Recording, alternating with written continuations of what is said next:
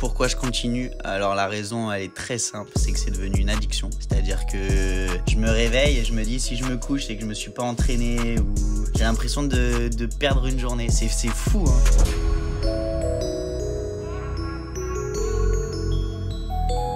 Salut à tous, c'est Matt de SWA. Bienvenue sur le podcast de Street Workout Athlète, le podcast pour les adeptes de Street Workout et Calisthenics. Cet épisode sera de temps en temps imagé, donc tu peux soit l'écouter ou soit le regarder. Aujourd'hui, je suis avec Pierre qui nous vient de Marseille. C'est parti. Salut Pierre. Salut. Ça va? Ça va, nickel et toi? Ok, moi ça va super. Je te remercie de participer à ce podcast parce que là maintenant tu es la 13e personne et on va encore enchaîner. On va encore en faire pas mal. Les épisodes seront bientôt disponibles aussi sur toutes les plateformes audio comme Spotify, Deezer, SoundCloud peut-être. Et voilà. Mais ils seront toujours disponibles sur YouTube aussi. Ils seront imagés donc c'est pas mal aussi. Alors pour commencer, on va commencer avec 5 petites questions, tu vois, pour te présenter. Okay. Ensuite on va plus approfondir sur pourquoi tu fais du street workout, etc. Après on va enchaîner sur un petit jeu, le jeu du tu préfères. Ensuite tu vas nous donner un conseil pour un débutant. Ensuite il y aura des petites questions de culture générale sur le street workout. Et on va finir sur les 5 comptes Instagram à suivre. Donc tu vas nous conseiller 5 comptes Instagram que toi tu suis, que toi t'aimes bien. Ok, on enchaîne. Alors Pierre, tu as quel âge? J'ai 24 ans. Ok, et tu viens d'où? Je viens de Marseille du coup. Ok. T'as commencé le street workout en quelle année? J'ai commencé en 2018. Ok, et c'est quoi ta spécialité? Ça a changé. Au tout début, c'était freestyle only. Et maintenant, avec le confinement et tout ce qui s'est passé, j'ai dû m'entraîner chez moi. Du coup, je suis plus passé du côté équilibre avec balance et one arm handstand du coup. Ok, ça marche. Et est-ce que tu fais de la compète? Ou est-ce que tu as fait de la compète? Ou est-ce que tu aimerais faire de la compétition? Alors, j'en ai fait une seule. Et c'était un pour combien perdu avec Sangohan. Ah merde. Pour l'histoire. C'était quelle compète? Et c'était Tarbes en septembre. Ouais. Ok, ça marche. Ok. Alors maintenant, on va rentrer un peu plus dans le sujet. Tu vas nous expliquer pourquoi tu as commencé ce sport, le street workout. Et plus tard, tu nous diras pourquoi tu continues, quoi. Pourquoi tu as commencé? Ça va être super facile. Pourquoi j'ai commencé? Alors au tout début, c'était mon père qui, quand il était jeune, il marchait sur les mains. Et il n'arrêtait pas de m'en parler. Et même tout petit, j'arrivais à marcher sur les mains. Et puis un jour, je me suis dit, il n'y a pas très longtemps d'ailleurs, il y a peut-être 4-5 ans, je me suis dit, j'aimerais bien tenir sans bouger.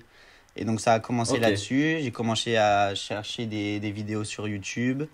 Et je sais plus comment c'est venu, mais j'ai commencé à voir des photos du Prado et j'ai commencé à prendre des informations, tout ça. Je me suis pointé un jour et j'ai commencé à parler avec 2-3 gars là-bas. Ça a commencé à me plaire et c'est parti de là et c'est pas prêt de s'arrêter. Ok, donc c'est vraiment le côté instinct qui t'a plu au départ? Et au début, je savais même pas ce que c'était le street workout. Vraiment, j'y suis allé vraiment de base pour l'arbre. Même, on appelait ça arbre droit. Je savais même pas que ça s'appelait un handstand. Ah ouais? Ah ouais, non. Clairement, ça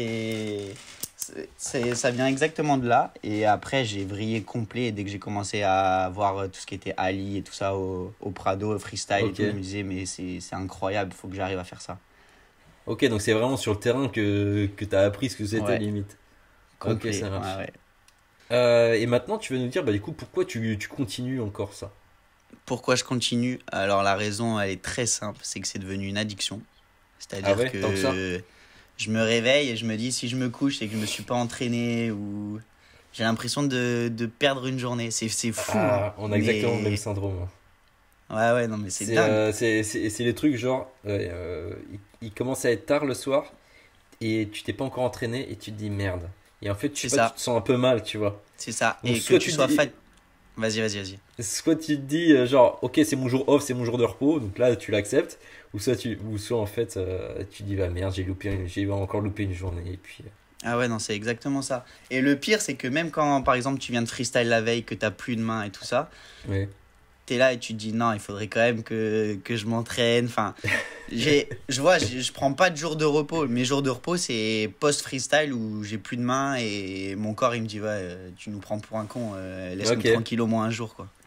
Et je pense que je suis un peu comme toi, ouais. Je pense que même quand j'ai fait une grosse séance la veille, bon, soit je prends un jour de repos, mais parce que c'est assumé et tout, ou alors je me dis, vas-y, je vais toujours faire un petit peu de renfo, tu vois, toujours que je fasse un petit truc, tu vois. Ah ouais, vas-y, je fais un peu de renfo pendant, allez, même si c'est qu'une heure de renfo, vas-y, je le fais quand même, tu vois.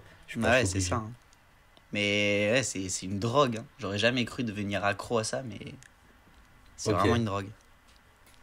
On va passer maintenant à un petit jeu du tu préfères. Alors j'ai ma petite fiche avec moi. J'ai 11 petites questions et il faut que ça enchaîne. Si tu veux justifier, bah, tu justifies. Sinon c'est un truc assez rapide où ça enchaîne, quoi. C'est parti ? Allez, c'est parti. Alors, force ou agilité ? Facile. Agilité, 100 fois. Ok. Handstand ou planche ? Alors, je vais dire handstand parce que c'est ma spécialité. Mais la planche m'attire de plus en plus, même si je la bosse pas du tout. Mais c'est vraiment un move qui commence à être dans les choses à acquérir assez rapidement. Mais handstand quand même. Ok. Bah, du coup, one arm handstand à gauche ou one arm handstand à droite ? Et je vais dire à gauche parce que je suis un des seuls à le faire à gauche. Paris ou Marseille ? Marseille bébé. Thé au café ? Thé, je bois pas de café. Moi je suis team caf, moi. Ouais, j'ai vu ça. 360 ou Ginger ? Ginger, 100 fois. 540 ou Shrimp Flip ? T'as dit quoi c'était quoi le premier ? 540 ou Shrimp Flip ? Shrimp Flip, c'était la première figure que j'ai débloquée. Ok. Back lever ou front lever ? Front. Laizane ou Ortiz ? Laizane. La grandeur. Tony ou Kubios ? Oh putain. Complet, on va dire Tony Gast. Ouais. Mais sinon, en gros skills ? Gros skills, c'est Kubios 100 fois. La Rosa ou Kamenov ? Kamenov. Ok, ça marche. Maintenant, on va enchaîner sur... Enfin, tu vas nous donner, en fait, des conseils. Alors, je vais me mettre dans la peau d'un débutant. Ok. Je commence le street workout. Je m'entraîne au Prado, tu vois. Et je te vois avec toute la team. Je te vois avec Ali, je te vois avec Sango et tout. Vous tapez des putains de trucs. Ça me chauffe trop. Tu vois, ça me chauffe trop. Ouais. Et je viens de voir... je veux en apprendre davantage. Je veux que tu me donnes quelques conseils et aussi des conseils sur le one arm handstand parce que ça m'intéresse également. Et là, j'étais dans la peau d'un personnage, mais vraiment, même moi, ça m'intéresse. Donc, tu peux nous dire tes conseils. Alors, déjà, avant toute chose, je vais lui demander là où il en est lui, c'est-à-dire s'il a déjà fait du street, s'il est déjà en train d'en faire, le niveau qu'il peut avoir de base. S'il a un bagage de... Ouais, parce qu'il y a des gens qui viennent parler au Prado et qui te disent ouais, comment tu fais le one arm handstand et tout. Mais de leur côté, ils n'ont pas encore le handstand. Donc déjà, il faut avoir une certaine base assez solide au niveau du handstand pour pouvoir après vouloir tenir sur un bras. Et après, globalement, pour les aider, qu'est-ce que je vais faire ? Je vais avoir l'œil kiné, en fait. Et le problème, c'est que je vais leur demander de montrer un handstand one arm, de voir ce qui ne va pas et de prendre les plus gros points négatifs et de leur expliquer pour qu'au fur et à mesure, ils comprennent. Et si je dois donner le meilleur conseil pour le one arm, ça va être de bosser la forme du handstand normal. D'accord. Et une fois que la forme du handstand est clean, là on peut commencer à vouloir décaler en apprenant petit à petit ce qu'il faut savoir. Ok. Mais surtout prendre son temps. Est-ce que tu conseilles cet exercice-là pour apprendre le one arm handstand ? Déjà décaler, on va dire, son bassin et mettre tout son poids sur un bras déjà, en ayant toujours les deux bras au sol, et ensuite passer sur les doigts. Pas forcément. Parce qu'en fait le problème c'est que si on regarde vraiment au niveau anatomiquement parlant, quand on déplace le bassin, on garde plus l'alignement qu'on a avec les jambes et les épaules. Et si on regarde vraiment les mecs qui sont vraiment forts en balance, tu vois que tu as tout le corps qui bouge du côté et pas juste le bassin qui décale. Ce qui fait que après, quand on va vouloir commencer à tenir sur un bras, on va avoir tout ce qui est rotation de bassin. Il y aura trop de mouvements parasites et on va galérer à tenir. Et est-ce que tu conseilles du coup de même rapprocher en fait son bras au niveau de son oreille pour justement décaler tout le corps sur le bras ou... Eh ben, même pas. Franchement, si je devais donner un conseil pour commencer à bosser le handstand one arm quand on a le handstand, ce serait déjà de tenir le handstand et de repousser au max les épaules pour pousser, le handstand. Ouais. Et une fois qu'on est là, d'écarter les jambes et juste d'apprendre à partir à gauche puis à droite pour commencer à mettre du poids au niveau des épaules, mais tout le temps en gardant les épaules bien repoussées. Et au fur et à mesure, augmenter les angles. Parce qu'au final, le one arm handstand, c'est quoi? C'est un équilibre. Et plus on a un centre de gravité à l'intérieur d'un carré le plus grand possible, plus c'est facile après pour le maintenir. D'accord, donc toi, tu conseilles plus justement de faire étape par étape comme ça, au lieu juste de faire des trails et tester juste lâcher un bras et de jamais tenir. Est-ce qu'il faut en faire un petit peu quand même de ça? Alors au final c'est des trails, mais il faut pas voir les trails comme juste je lève les doigts et j'essaye de tenir. Moi je faisais ça au tout début et j'ai perdu énormément de temps. Et je crois que c'est avec Mister H que j'en avais parlé et il m'avait dit prends ton temps sur les doigts. Et j'ai commencé à vraiment essayer de faire par exemple 1 minute d'handstand avec juste 5 doigts. Puis une fois que j'avais 1 minute avec 5 doigts d'un côté, je passais à 3, 2, 1... Et après, tenir à 1 et après commencer à essayer de décoller. Mais c'est pas vraiment décoller à lever le bras, c'est vraiment le transfert de poids qui te fera décoller. Oui, et puis même se préparer justement, toute la charge qui sera mise sur nos poignets aussi, ça prépare énormément de déjà tout mettre le poids sur un seul bras. Et même comme tu dis, de tenir sur quelques doigts ou même un doigt. Moi, c'est un truc, je m'entraîne que comme ça, tu vois, pour le one arm handstand. Ah ouais. Mais en fait, dès que je tiens, je sais pas, 3 secondes comme ça, avec juste un doigt au sol, je me dis, vas-y, je lâche et je teste. Le truc, c'est que je fais ça tout le temps. Et en fait, je progresse presque pas parce que, en fait, je fais presque que des trails à chaque fois, tu vois. Je tiens 3 secondes comme ça, et puis après, je lâche. Alors que je devrais passer peut-être plus de temps comme ça, en fait. Et ouais, parce qu'en fait, le truc, c'est que quand on va vouloir lâcher le bras, on se retrouve qu'à une main et on essaye de trouver un équilibre qu'on n'a pas parce qu'on force pas dans la main. Alors que quand on met juste les doigts de l'autre côté, donc on décharge du poids, mais par contre on utilise vraiment la main qui porte notre corps à vraiment forcer, savoir dans quel sens forcer et au fur et à mesure c'est vrai, ça, on apprend énormément comme ça, ouais. Et je vois parce que moi justement je suis en plein dedans en ce moment, tu vois. J'avais lâché un peu vers janvier-février.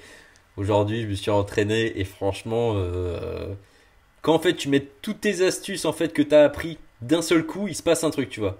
Donc on dit que il faut bien écarter les jambes au début, ça peut aider, tu vois. Même le transfert de poids, etc. Le fait de pousser sur l'épaule. Et en fait, quand tu mets tout ça d'un coup, tu te rends compte que en fait, ça commence à tenir. Tu vois. Bon, au début, c'est 2 secondes, c'est un peu de la chance, etc. Mais ça commence à venir. Et je voulais dire cette phrase que je viens d'oublier. Ah oui, justement, plus on va rester longtemps dans une position, justement, position une main au sol et un doigt sur le côté. Tu vois, tous les petits déséquilibres qu'on commence à avoir, on les maîtrise de plus en plus, déjà. Exact. Et ça, on le voit même sur la main, avec les muscles qui se contractent, etc. Et moi, en fait, quand je vois ça, je vois que ça travaille. Dès que j'ai un petit déséquilibre, je suis en train de partir et j'essaye de revenir. Et vu que j'ai 1 ou 2 doigts au sol, c'est plus facile de revenir. Et je sens que ça travaille vraiment à ce moment. Et en fait, c'est à ce moment-là que tu te déséquilibres et que tu arrives à rééquilibrer la chose. Et c'est là où vraiment tu bosses. Parce que lever le bras pour lever le bras, on peut en faire 100 000 des essais, ça va plus être de la perte de temps que du travail. Ok, je te remercie pour ça. Tu viens de nous dire un truc intéressant là, c'est que tu as dit avec ta vision de kiné, je crois. Donc, tu fais quoi dans la vie? T'es kiné? Et du coup, diplômé depuis l'année dernière. Ok, félicitations. Attends, j'ai perdu l'oreillette. Il a perdu son écouteur. Non, je te disais, félicitations. Merci beaucoup. Franchement, ça fait grave plaisir. Enfin, dans la vie active. Et du coup, est-ce que justement, cette vision de kiné, en fait, t'aide justement sur les figures que tu travailles? Ah, ça m'aide, mais alors carrément. Et pour tout te dire, ça m'aide vraiment dans les deux sens. C'est-à-dire que j'utilise le street pour après, quand je travaille en tant que kiné, que ça m'aide. Et en même temps, tout ce qu'on a pu apprendre, que ce soit l'anatomie, tout ça, de vraiment l'utiliser le plus possible, à regarder des vidéos, voir les les placements, qu'est-ce qui va pas, essayer de comprendre la biomécanique. Enfin, vraiment, la somme de tout ça fait que ça nous permet d'avancer, mais carrément plus vite. De toute façon, il n'y a pas de secret. Hein. Je pense même les gars de la force te le diront. Plus on a de connaissances physiques sur un mouvement, plus le mouvement il va être facile, plus on va voir les erreurs. D'ailleurs, on voit tous les gars, les OTZ, ils sortent des vidéos à t'expliquer tous les trucs pour tricher un peu sur la planche. Et au final, c'est pas forcément des triches, c'est juste qu'au fur et à mesure, on avance et puis on comprend des choses. Ouais, c'est vrai. Et au fur et à mesure, clairement, c'est ce qu'on appelle le level up. Hein. Oui, il faut déjà mieux comprendre son corps, en fait, et comment il fonctionne. Et forcément, en fait, ça nous fait progresser aussi sur les figures de street workout ou d'autres figures, en fait. Exact, que ce soit one arm, que ce soit la force ou que ce soit même l'AJ. Hein. L'AJ, il y a un temps monstrueux où on passe à regarder les vidéos, essayer de comprendre ce qui va pas, d'essayer de se comparer à des gars super clean sur Instagram, à se dire mais comment il arrive à être dans telle position et pas moi. Il y a tout un travail derrière qui a même pas, où on n'est même pas obligé d'être sur la barre, quoi. Il y a un travail de fond. C'est vrai, ça. Et ça, je pense, c'est un bon conseil à donner. Et vous êtes nombreux à le donner. C'est qu'il faut prendre son temps et il faut analyser en fait les mouvements, les comprendre et quitte à passer du temps là-dessus, c'est un mal pour un bien. Enfin, c'est même pas un mal en fait. Il faut mieux passer par là en fait, comprendre les mouvements au lieu de faire n'importe quoi et se blesser bêtement en fait. Ah ouais, non, mais c'est surtout que ça va être du gain de temps. Hein. Oui, voilà. C'est incroyable. Je crois que j'ai jamais autant progressé que depuis que je regarde des vidéos, que j'essaye de comprendre, d'analyser et pas juste me dire allez, je lance pour lancer. C'est comme les try en one arm. Faut comprendre pourquoi on est tombé et essayer de faire l'inverse la fois d'après pour progresser et pas juste envoyer pour envoyer. C'est une très bonne vision. Et moi, tu vois, moi, ça fait maintenant 7 longues années que je fais du street workout. Et j'ai commencé, j'étais un gamin, tu vois, j'étais un ado. Quand t'as 14-15 ans, l'anatomie et tout ça, t'en as juste rien à faire, tu vois. Ouais. T'en as rien à faire, toi tu veux juste t'entraîner et t'amuser, tu vois. Ouais. Tu veux progresser, mais à un moment tu progresses pas trop parce qu'en fait, tu connais pas les techniques pour t'entraîner, tu vois. T'as même pas ta propre technique, t'as même pas ton propre entraînement. Ouais. Tu fais des tries, tu vois. Tu fais des tries comme beaucoup de gens ils font, tu vois. Après, il faut passer par là, tu vois. Comme ça, t'apprends tes erreurs. Et on va dire que depuis un an et demi, en fait, moi, il y a... Bon, je parle un peu de ma vie, alors c'est un podcast sur toi, mais vas-y, c'est pas... Je prends franchement, juste... t'as bien raison. Franchement, on apprend de tout le monde et il n'y a pas... du coup, je prends juste 2 minutes. En 2017-2018, là, j'ai fait une petite pause parce qu'en fait, je me suis fait mal aux épaules. Et en fait, on attend toujours le moment où on se blesse, où on se fait mal pour apprendre. L'humain est comme ça. On attend qu'il se passe un truc avant de tout faire pour que ça n'arrive plus en fait, tu vois. Après c'est normal, tu vois. Là maintenant je vais pas regarder 50 vidéos sur les ligaments croisés au genou parce qu'en fait je m'en fous, tu vois. Je m'en fous parce que ça m'est jamais arrivé. Du coup je vais pas regarder. Par contre je me suis fait mal aux épaules, j'ai énormément appris. Pour moi l'épaule c'était juste un deltoïde, voilà. Et ouais. Voilà. Et j'ai appris en fait toute la mécanique de l'épaule et ça me passionne. J'ai même acheté des bouquins là-dessus et tout, tu vois. Vraiment, les gens ils rigolent. Surtout mes potes ils se foutent de ma gueule. À chaque fois je leur dis non mais moi les épaules c'est un sujet qui me passionne, tu vois. Mais c'est réel, tu vois. Souvent on se fout de ma gueule en mode c'est ça. Enfin ouais c'est vrai. Du coup j'ai énormément appris. Il y a plus d'un an, j'avais lancé un petit concept, c'était des emails quotidiens en fait. Plusieurs personnes s'inscrivaient en fait, c'est des gens qui faisaient des street workout. Okay. Et en fait, tous les jours j'écrivais un mail, tu vois, bon c'était du taf, mais j'aimais bien faire ça. J'écrivais un mail sur le street workout et des fois sur des figures en particulier, tu vois. Okay. Sur les douleurs aux épaules, sur des exercices que moi je faisais et tout. Et le fait d'apprendre ça aux gens en fait, toi t'assimiles encore plus aussi. Le fait d'apprendre aux gens. Et en fait, tu es encore plus conscient des figures que tu fais. Et c'est à ce moment-là où j'ai vraiment commencé à bien progresser. Parce que j'apprenais aux gens comment faire un truc que justement j'étais en train de faire, tu vois. Et en fait, ça booste. Ça. Et en plus, tu les vois échouer. Et du coup, tu essayes de comprendre pourquoi ils échouent. Ouais. Et c'est là où ça progresse encore plus. Je crois que j'ai jamais autant progressé que depuis que j'aide des gars à faire des handstands. Vraiment, t'as vu? c'est une dinguerie. Et ça, c'est une puissance incroyable. Après, tu vois, moi, je me considère pas comme un kiné, je suis même pas coach sportif. Hein, je suis juste un passionné qui fait du street, tu vois. Mais Ouais. quand même, le fait de conseiller d'autres pratiquants, etc., ouais, ça fait énormément progresser. Ah ouais. Puis ça te fait réfléchir, hein. Puis s'il y a des trucs où t'as pas forcément les réponses, eh ben tu vas aller chercher l'information. Et du coup, ça te fait encore plus comprendre la chose. C'est exactement ça. Maintenant, on va finir. On va finir. Ah non, on va pas finir. Oula, je prends un peu d'avance. On va passer aux questions de culture générale sur le street workout. Ouais, on va rigoler. Alors, j'ai fait ça un peu rapidement. Je pense que pour le prochain épisode, je sais pas encore ça sera avec qui, mais j'essaierai d'élaborer des meilleures questions. Mais elles sont pas mal aussi. Je connaissais pas toutes les réponses, hein, je suis allé voir sur internet un petit peu. Donc même moi je maîtrise pas trop, mais vas-y, on lance. Allez. C'est parti. Alors, qui a remporté le championnat du monde 2018 ? Championnat du monde 2018. Bah c'est Sango, non? Voilà, je me disais s'il connaît pas ça.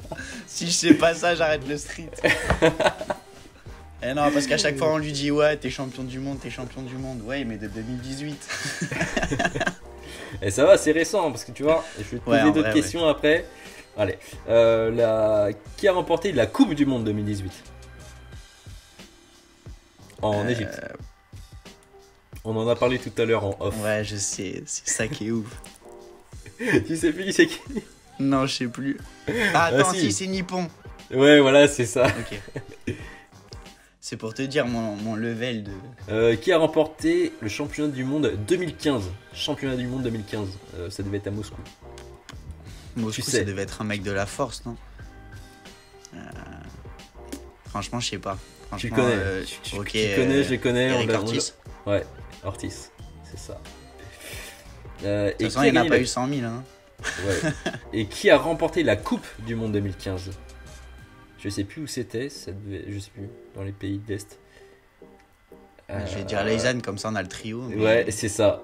Ouais. Le sans faute. Je pense que c'est là où on a commencé à découvrir Leizan. Enfin, on l'avait découvert un peu plus tôt au championnat du monde 2015, justement. Mais moi, c'est à ce moment-là où vraiment j'ai découvert Leizan. Enfin, je le connaissais un peu avant parce que j'avais vu des vidéos de lui où il faisait des one-arm front lever, mec. Dans une petite salle. J'avais vu ça sur Facebook, mec. Je crois que j'étais même pas arrivé sur Instagram. J'avais vu ça sur Facebook. Je savais même pas ce que c'était le street. Il faisait 20 likes. Leizan faisait 20 likes. C'était un enfant. C'est-à-dire que tu revois la vidéo maintenant, tu te dis c'est pas lui. Tu vois, vraiment, c'est un enfant. Alors, justement, en parlant de Daniel Leizan, combien a-t-il d'abonnés sur YouTube ? Pas Instagram, YouTube. Et je crois que c'est un des mecs qui en a le plus. Je dirais 800, non ? 800K ? Non, peut-être beaucoup moins.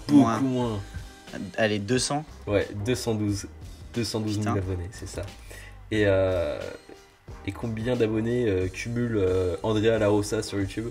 Larossa, alors franchement, j'ai jamais regardé ses vidéos sur YouTube, donc je peux pas savoir. Ah ouais ? Mais je dirais qu'il y en a beaucoup moins, non ? Ah, il y en a beaucoup plus. Arrête. Ça, je te jure, il est en train de percer. C'est 500 000, un demi-million. Il a 330 000 abonnés. Putain, c'est dingue, j'aurais jamais cru autant. Ouais, ces vidéos sont de plus en plus qualitatives et c'est vraiment pas mal. Et je pense que c'est parce que ça doit toucher un peu plus de monde, tu sais, c'est pas juste le street en mode figure. C'est ça. On va dire que, tu vois, on parlait de Daniel Leizan. Lui touche plus le côté freestyle, un petit peu aussi lifestyle, tu vois, qu'on aime bien et c'est pour ça que ça plaît énormément. Là, on a d'un autre côté Chris Seria de Tenix, tu vois. Bon, lui qui a plus d'un million d'abonnés, je crois, mais qui est vraiment musculation poids de corps et calisthenics aussi, mais pas le même domaine que Leizan. Et Larossa, je le situe un peu entre les deux, tu vois, c'est-à-dire un côté lifestyle, un côté un peu freestyle avec les vidéos de compétition qu'il avait fait à l'époque, etc. Et aussi vraiment le youtubeur un peu fitness, tu vois, au poids de corps. Ouais, avec toutes les controverses que ça apporte aussi. Et la dernière question de culture générale. Alors, je crois qu'on en a parlé tout à l'heure, non ? Je sais plus. Qui a récemment, il y a quelques mois, qui a récemment enchaîné le swing 720 ou 900 ? Cubios. Cubillos. C'est trop facile en fait la question. Ouais.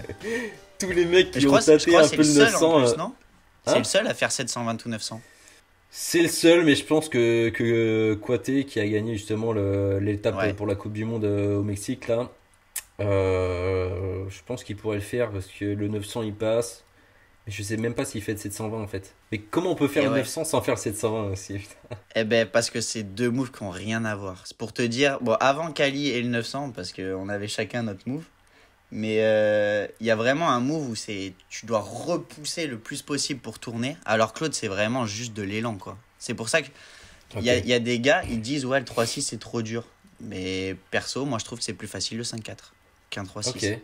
Parce qu'une fois que tu as compris comment tourner en l'air, t'as plus d'élan à partir en avant qu'à partir en arrière. Et si tu regardes les gars qui font des 720, mais ils prennent un élan mais de bâtard. Ah oui, c'est un truc de fou. Et ouais. Alors que le 900, tu prends un élan de bâtard, tu finis en double vrille, retombé plat ventre, t'as rien compris. Mais justement, on peut en parler parce que toi, je sais que t'es chaud, toi. Je sais que t'es très très chaud en 900 et ça fait longtemps que tu très chaud en chute, oui. en chute aussi, tu pourrais nous sortir une compile fail de 900, mais tu touches la barre. Tu touches la barre, bâtard. Ah, mais je l'ai touché au moins 20 fois. Mais j'ai jamais réussi à la rattraper. Ta rotation, moi je la kiffe trop. Pourtant, tu vois, on va dire, c'est pas la plus belle du monde, tu vois, c'est pas c'est pas du tout la plus clean. Hein. Mais je sais pas. Quand tu le fais, il y a un truc qui se passe. Et je sais pas combien d'essais t'as dû faire, mais attends, le mec déjà est très chaud en one arm stand, c'est sa spécialité. Tu nous as dit tout à l'heure, ouais, je fais un peu d'agi, mais j'ai commencé par l'agi. Ouais. Mais là, j'en fais presque plus. Là, si je tourne à une fois par semaine, c'est le grand max. J'avais une question pour toi, pour terminer, avant de passer à la dernière partie. Ouais. Tu préfères le spot du Prado? Ouais. Ou alors le spot de Palavas-les-Flots? Alors ça, c'est une bonne question. Franchement, c'est les deux meilleurs spots pour moi, dans le sens où c'est pour le freestyle d'avoir du sable, c'est incroyable. C'est exactement ça. Après, si je dois aller dans le détail, le Prado, ça commence à être un peu passé, dans le sens où les barres, elles prennent cher, ça bouge, le carré, c'est plus vraiment un carré. Mais la barre, mine de rien, elle est éclatée, mais il y a un meilleur grip. Vraiment, moi, j'ai besoin d'un gros grip. J'ai trop peur de glisser et de pas lâcher la barre au bon moment. Et au Prado, je lâche toujours au moment où j'ai envie. Chose qu'à Palavas, j'ai un peu plus de mal. Je préfère laisser passer les athlètes bien 1 heure avant pour qu'ils aient bien mis de la magnésie sur la barre pour pouvoir passer après. Ouais. Ok. À Palavas, j'avais pris une chute, je m'en souviendrai toute ma vie. Et j'ai pas envie d'en prendre une deuxième comme ça, quoi. J'ai fini perte de connaissance et tout ça. Mais attends, mais ça me rappelle. Perte de connaissance, j'ai dit perte. Ça n'existe pas, perte de connaissance. J'étais là. Si, ah ouais non, mais te rappelles pas, j'étais là, mec. Je te jure que j'étais là. J'avais complètement oublié. Et là, tu me dis, mais ouais, je crois que. Non, t'avais peut-être pas perdu connaissance. Si, pendant un court instant, en fait, quand t'étais tombé, tu t'es fait mal à la nuque. Ouais. Et genre, pendant 2 secondes, t'es tombé dans les vapes. Tu t'es réveillé, mec, et t'étais trop à l'ouest. Mais en fait, je sais pas que je me suis réveillé, mais je me suis relevé directement. Mais je savais pas du tout où j'étais. Je savais même pas que c'était Palavas. Je me souvenais même plus qu'il y avait la compète le lendemain et tout ça. Qu'on a jamais fait, mais ouais. Mais c'est ouf. Mais non, c'était pas celle-là. C'était pas le jour où t'étais là, où il y avait le rassemblement. Mais moi, non, c'était pas là. Très très bien. Le jour où j'étais là, où mec, t'avais pris énormément cher et t'étais très très perdu. Alors ça, c'est possible. Mais la vraie chute, c'est celle qu'il y avait juste avant la compète de Montpellier, au salon du fitness. Ah oui. Mais on l'a faite, cette compète. Oui, mais je confonds, parce qu'en fait, j'avais confondu avec une autre compète qu'on devait faire à Palavas, mais je pense que t'étais Ah oui, celle qui avait été annulée. Oui, mais avant la compète de Montpellier. Donc oui, j'étais celle-là, c'est facile. Je me suis relevé, je savais plus où j'étais. Après, j'avais l'œil gauche qui arrêtait pas de sauter. Et là, j'ai compris que ça allait vraiment pas. J'ai demandé à Sango de m'étirer le cou. Mais je lui disais, mais fais craquer tout ce que tu peux faire craquer. Parce que vraiment, j'avais l'impression d'être bloqué complet. Okay. Après, je me suis fait masser par une meuf là-bas pendant 40 minutes. Je savais même pas qui c'était. Et après, j'ai lâché tout le monde pour repartir au Airbnb et prendre un bain de 4 heures dans une eau à 45, pour pas dire 50 degrés. Et m'endormir dans le bain. Oh la vache. Et ça... franchement, retomber sur la tête avec portefeuille en plus, pas à refaire. Alors, mais du coup, les suicides comme je faisais avant... Bah, c'était sur des suicides. Parce qu'à l'époque, je sais pas pourquoi, je aimais trop faire des suicides et je m'étais dit, vas-y, je fais sortie back après les suicides. C'est tu fais les tours de barre sur les genoux. Ah d'accord, t'appelles ça comme ça. Et en gros, une fois que tu es remonté sur la barre, bah, tu repousses, tu tends tes jambes et tu peux sortir en salto arrière. Ouais, voilà. Et j'avais pris énormément d'élan et j'ai voulu pousser et j'ai pas poussé au bon moment. J'ai poussé trop bas et tête la première dans le sable. Ah oui, d'accord. Ah oui, donc t'étais déjà en train de retomber que t'as poussé en fait, alors qu'il faut pousser. Ouais. C'est ça. Et du coup, la rota, elle est pas passée du tout. Mais j'étais pas bien sur ce coup-là. Vraiment, franchement, je pense que c'est la pire chute. C'est pas la plus grave physiquement, mais... Non, parce qu'en fait, tu t'es rien cassé quand même. Tu t'es rien cassé. Non. Et c'est pour ça que le spot de Palavas c'est trop bien aussi, tu vois, parce que c'est du sable, mais c'est une vraie plage. Du sable, et puis c'est du sable fin. À Marseille, c'est du gros sable. Oui, c'est du gros sable, et à Marseille, c'est pas une plage, tu vois. Ah oui, non, c'est un terrain de beach rajouté à côté. Je sais pas, je trouve c'est un peu différent, tu vois. Ça fait trop air de jeu, tu sais, le sable qu'il y a dans les aires de jeu, c'est un peu trop comme ça, il n'y a pas assez de profondeur, tu vois. On sent pas que c'est une vraie plage, alors qu'à Palavas, et je pense que tu as mieux fait de faire ta chute ici qu'ailleurs, en fait. Ah, mais clairement, j'aurais fait ça sur du dur, je sais pas si je serais encore là aujourd'hui. Vraiment. Quand je vois ce que j'ai eu pour du sable. Ouais. C'est pour ça que maintenant, quand on me propose de faire du freestyle sur du dur, mais je dis non direct. Sauf pour faire des figures qu'on maîtrise à 100%. Mais pour vraiment s'entraîner. Pour moi, s'entraîner, c'est vouloir progresser. C'est pas juste faire les figures pour faire des figures. C'est vouloir clean un move ou débloquer des moves. Et ça, sur du dur, je sais pas comment. Il y en a, je sais pas comment ils font. Non, il y a un moment, c'est très très dur. Je me rappelle qu'à un moment, il y a quelques années, ou pas encore maintenant, les gens disaient beaucoup, ah ouais, tu t'entraînes en salle de gym, mais tu fais de la gym ou du street, machin, tu vois. Il y a un moment, même moi je le disais, parce que je m'entraînais aussi en salle de gym. Bon, c'est bien, il faut s'entraîner en extérieur, tu vois. Il faut s'entraîner sur une vraie barre de street avec un vrai sol pour te préparer aux compètes, etc. Tu vois. Faut s'habituer à ça, tu vois, parce qu'on n'a pas le choix. Mais il y a un moment, quand tu veux apprendre des figures, et tu veux pas te tuer, en fait, tu vas en salle de gym ou tu vas sur du sable, tu vois. Mais carrément. Je vois, j'ai des figures que j'ai eues en salle de gym que j'ai jamais eu dehors. Et après, justement, faut répéter jusqu'à ce que tu sois sûr de toi. Et ensuite, le passer dehors, déjà avec un tapis ou sur du sable. Et ensuite, le faire sur du dur. Après, quand je dis dur, c'est pas du goudron, du bitume non plus, tu vois. Mais... Ouais, mais les structures qu'ils mettent au sol, là, un peu molles. Ouais. Ok, bah écoute, on va finir. Tu vas nous donner tes 5 comptes Instagram préférés. Ceux que tu suis, que tu pourrais nous conseiller. Eh ben, on va commencer avec le One Arm Handstand. Du coup, le big boss pour moi, hein, après, c'est strictement personnel, mais c'est Andriy Bodarenko. D'accord. Bon, après, lui, il en fait son métier, donc c'est incroyable ce qu'il fait, même avec sa femme et tout. Enfin, ils arrivent à faire des combos qui sont juste insane. Ok. Donc ça, ce serait pour la partie One Arm. Et après... En deuxième compte. Alors, comme deuxième compte, je vais donner Steve Olmos. Il n'y a pas grand monde qui le connaît. Bon, maintenant un peu plus, parce qu'il a rentré 900 il n'y a pas très longtemps. Je crois que c'est un mec qui fait partie de la West Coast. Oui, il fait partie de la West Coast. Et clairement, le move, il est clean 100%. Vraiment, tu vois vraiment... En fait, ce que j'aime bien dans le freestyle, c'est voler. C'est pas être dépendant de la barre. La barre, ça doit être juste un plus qui te permet de faire ton move. Ouais, et il y a des gars comme ça, quand tu les vois passer, tu te dis, ouais, clairement, la barre, c'est pas un problème. C'est vrai. Et donc, ouais, ce gars-là. Et après, tu as les autres gars de l'Authentic Bars. Et quand je parle d'eux, je parle de Château et d'Isaac, où vraiment, c'est Isaac, propreté. Incroyable! C'est propreté 10 000. Isaac, j'ai jamais vu des gars faire des rotas aussi clean.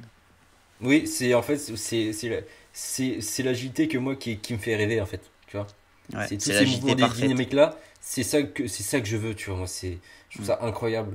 Il s'entraîne sur des spots limite parfaits, et comme tu disais, la barre c'est pas un problème. Bon, on voit que leur barre c'est des barres un peu éclatées, c'est juste un morceau de ferraille, mais sur la plage et tout, des combos de ouf, du soleil, ça fait rêver. Ah, mais c'est dingue. Mais les gars, ils sont gainés. Alors physiquement, ils sont pas incroyables, mais quand tu les vois sur la barre, tu te dis putain, ces mecs là, mais comment ils font? Ils sont gainés, ils sont droits, il n'y a pas un truc qui va pas. c'est fléchi quand il faut et c'est tendu quand il faut rattraper. Enfin, franchement, pour les avoir étudiés de très près pour comprendre un peu les rotas, C'est juste dingue. Ouais. Et moi, tu vois, ça me fait marrer parce que c'est un peu en mode. Bon, le front lever, il est dégueulasse, le muscle up aussi, mais par contre, le 900, Ouais. nickel, tu vois. Ah, c'est ça, mais c'est dingue. Leurs jambes sont aussi droites que le buste. Et tout est bien gainé, c'est pas juste on est un peu en portefeuille. Non, non, Mm. tout droit. Tu sens que les mecs, vraiment, ils volent. Et ça, C'est vrai. c'est juste dingue. Pour les personnes qui écoutent le podcast sur YouTube, là, je mets des images actuellement, moi. Bah, ils vont Et voir un peu comment c'est en clean. quatrième compte, du coup. Bah après, beaucoup plus complet, du coup, Tony Gast. Vraiment, Ouais. ce mec-là, j'ai encore vu une vidéo de lui juste hier où tu vois la progression entre 2016 et aujourd'hui. T'as C'est vu? juste insane. Que ce soit physique et même au niveau des skills, vraiment, c'est dingue. Le mec, il Énorme est ultra progression. complet et tout. Ah ouais. Ouais, de plus en plus complet. C'est incroyable. C'est Ah, vraiment un mec mais. c'était un freestyler en fait. Enfin, tu vois, il faisait de l'agilité. Ah ouais, ouais. Et franchement, il a progressé en force, mais un truc de ouf, tu vois. Moi, Et franchement, je l'ai rencontré ce mec-là à la Coupe du Monde 2018. Il commençait à taper un peu de force, enfin un peu de force. Ça commençait à être vraiment pas mal. Mais maintenant, enfin, les combos agilité force, ah, c'est insane. c'est incroyable. Mais Et moi, en ce dernier gars-là, compte, ouais, j'allais juste dire, ce gars-là, je l'ai connu. Et vas-y. franchement, je suis un néo. Hein. Mais je l'ai connu pour la battle avec Eric à Dubaï. Genre vraiment, quand je l'ai vu Vraiment? et que je l'ai vu. Ouais, non, mais c'est pour te dire, franchement, je suivais pas plus que ça avant. Et Ça, ce j'ai gars-là, quand l'impression que je l'ai c'était vu il y a deux envoyer semaines, mec. 720 en plein milieu des runs, je me suis dit, putain, le mec, incroyable. C'est ça qui est incroyable quand il fait ses battles. C'est que le 720, tu vois, il va pas le sortir direct. Parce qu'il Non, maîtrise, il le tu met vois. pendant. Donc en fait, et surtout les Battle of the Bar, bah, tu sais, contre Eric, je sais pas c'est combien de rounds, mais c'est quoi? C'est 20 minutes de battle. C'est une Ah, endurance c'est de énorme. porc qu'il faut. Et lui, il a une endurance mais incroyable. J'ai Ah jamais non, vu mais d'endurance comme ça. C'est c'est un truc de dingue, c'est fou. dingue. Et ceux qui ont une meilleure endurance, c'est lui, c'est Rick Ortiz, c'est Iquan. Enfin, c'est des mecs comme ça, mais il en fait partie. Et il te sort, je sais pas, au quatrième round, un petit 720, tu vois. Ouais, ouais. Alors que juste avant, il vient de t'envoyer un front flip regrab d'une propreté, mais. Non, non, franchement, c'est. Au niveau complet, je pense que c'est le mec que je mettrais en ce moment top 1. Ok, d'accord. Et après, dernier athlète, bah, j'ai mis un gars de la force, même si je fais pas forcément partie de la force, mais c'est Ok. juste incroyable. C'est Nippon. Ok. Et pourquoi ce gars-là? Parce qu'il y en a plein qui sont bons en force, mais je sais pas, ça a l'air d'être. Quand je le regarde, c'est de l'eau. On me dirait que c'est facile. Et Ok. c'est ça que j'aime bien dans la force, c'est le côté facile. Tu regardes, tu te dis oui, je peux le faire. Puis tu te mets juste dans la position et tu te dis non, je peux pas le faire. Et c'est quand tu fais que tu te rends compte que c'est hyper dur. Ah, mais Et complet. de voir des personnes le faire. Et on a de très nombreux Français qui sont énormément forts en force. Ah, Faire mais ça sans plisser les yeux, tu vois, sans faire de grimaces, c'est ça. etc. C'est ouf. C'est à te regarder, à te dire ouais, bon, bah, Ouais. c'est une planche. Ouais, une alors maltaise. déjà, te regarder et tourner la tête pendant que tu fais un front lever ou une planche, moi déjà je trouve ça dur, tu Ah vois. ouais, Alors quand on me le de fait, je ouf. fais waouh, ok, c'est bon. C'est ça. Mais c'est de l'arrogance, mais la bonne arrogance, tu vois. En Ouais, mode, ouais. continue à Davaï comme tu fais chez toi tout seul dans ton appart à 2 h du matin et tu verras que dans un an, tu feras la même chose, quoi. Ah non, mais Et et après, c'est de ça devient l'arrogance qui te très très beau stimule, après, ouais. c'est Mm. ça. Et ça te donne envie de progresser, mais d'une puissance. Toi, t'aimerais te lancer, parce que tu disais tout à l'heure que t'aimais bien la force quand même. T'aimerais bien tryhard ça un peu? Ben, franchement, ouais, dans le sens où. Alors, pas tous les mouvements de force, parce qu'il y en a qui m'attirent beaucoup moins que d'autres, et puis même Ouais, qu'au ouais, je niveau des comprends. épaules, c'est hyper délétère. Je vois les trucs des Héphaistos et tout. Certes, tu prends Mm. des biceps, mais j'ai pas envie de finir chez le kiné en tant que patient dans 15 ans, quoi. Tu peux pas te soigner toi-même? Genre, Et c'est hyper compliqué. L'arthrose, mine de rien, on a beau faire tout ce qu'on veut dessus, on changera pas. Une fois que c'est rongé, c'est rongé. Hein. Mais ok, ouais, non, pour en revenir à ça, non, non, au niveau de la force, ouais, juste les planches. Parce que vraiment, ok. c'est la figure anti-gravité par excellence. Front C'est vraiment le lever, truc non? qui me. Beaucoup moins. Ok. J'aime bien, hein, mais beaucoup moins. Alors que c'est incroyable et Mais je sais pas, la planche, c'est vraiment le mouvement, tu te dis what the fuck. Beaucoup plus what the fuck que le front. Même s'il y a énormément de variations et tout ça. Plus planche, ouais. Ok. Un jour, donc, peut-être. Ok, t'es vraiment plus planche que front, toi. Ok. Ouais. Ok, ça Ouais, marche. ouais. Bah écoute, ce fut un plaisir. Ben, c'est partagé, hein. Franchement. Je pense qu'on va finir là-dessus. Je regarde mon chrono là, je suis à 45 secondes, 45 minutes déjà. Donc, Putain, ça passe t'as vite. vu? Juste avant de commencer, tu disais, ouais, du coup, ça dure 20 minutes ou moi j'étais là, bah oui, ça fait 20 minutes, une demi-heure, oui, oui. Et là, je pense qu'on aura peut-être 40 minutes, un truc comme ça. Mais le pire, c'est qu'en plus, on pourrait en parler des heures. Hein. C'est ça le problème avec l'addiction. Non, mais là, mec, on peut lancer un live sur YouTube, on fait un live de 12 heures, tu vois. Ah, mais c'est clair. C'est ça qui est dingue avec ce sport. Hein. C'est que je pourrais pas m'arrêter d'en parler. Si on me demande d'en parler 10 heures, je peux t'en parler 10 heures. Et bah écoute, moi aussi, tu vois, je suis exactement comme toi. Et c'est pour ça que je fais aussi les podcasts, tu vois. Et ouais. Parce que, surtout dans cette période où en fait on s'entraîne beaucoup seul, tu vois. Moi, je m'entraîne beaucoup chez moi, surtout en ce moment. Je vois pas beaucoup d'athlètes, tu vois. J'essaye de m'entraîner avec des athlètes parfois, mais je suis souvent seul. Et de discuter un peu street, tu vois, ça fait du bien. Enfin, moi, je kiffe et c'est aussi pour ça que je fais les podcasts. Et il y aura énormément d'autres épisodes. Là, tu vois, en ce moment, c'est plus des épisodes de podcast interview un peu, tu vois. Vraiment, il y a un athlète et moi. Mais j'aimerais aussi faire des épisodes vraiment sur une thématique précise, tu vois, dans le street workout. Par exemple, un épisode vraiment sur le front lever. Je sais pas, imaginons, tu vois, je sais pas, je fais un épisode encore avec Ilyes, par exemple. On fait un épisode que sur le front lever avec plusieurs intervenants, tu vois. On parle vraiment que du front lever, tu vois. Ça dépend. Ouais. Ah, non, franchement, ce serait grave bien. Et puis en plus, on a sonné, mais je sais pas. C'est pas grave, t'inquiète. Mais ce qui serait bien en plus, c'est de bosser sur une seule figure et le mec, tous les gars que tu connais qui taffent là-dessus, alors peut-être que des bons ou même peut-être plusieurs niveaux, tu vois. Mais pour vraiment qu'il y ait un échange en fait, ça veut rien dire que des bons ou pas, tu vois, parce que le mec, avant d'être bon, tu vois, il a appris. Et discuter avec un mec qui est en train d'apprendre, c'est aussi intéressant, tu vois. Et des fois, c'est limite plus intéressant que de parler avec un mec qui a déjà la figure depuis 5 ans. Et quand tu dis comment faire, il va être là en mode, là, je sais pas. Non, t'essayes, tu vois. Donc, et puis de toute façon, c'est comme ce qu'on voit sur Insta. Hein. L'avantage de ce sport, c'est juste apporter des connaissances. Et quand tu donnes de la connaissance, clairement, toi, tu la perds pas, juste tu la transmets et ça fait que multiplier. Et ça, c'est grave cool. C'est ouf. Ouais, c'est quoi, on va finir sur ces belles paroles parce que sinon le podcast va durer 2 heures. On pourrait faire 2 heures si vous voulez. Je pense au mec qui est en train d'écouter ça dans sa voiture là.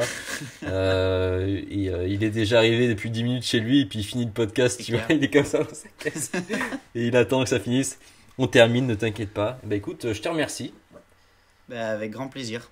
Et puis on va souhaiter un bon training à toutes les personnes qui nous écoutent. C'est clair. Et puis à bientôt sur tous les parcs de France. Franchement, meilleur endroit possible. Sur le spot de Palavas, meilleur spot. Ouais. Allez, on va finir là-dessus. Vas-y, je te souhaite une bonne soirée. Ciao. Merci, toi aussi. Vas-y, ciao. Ciao.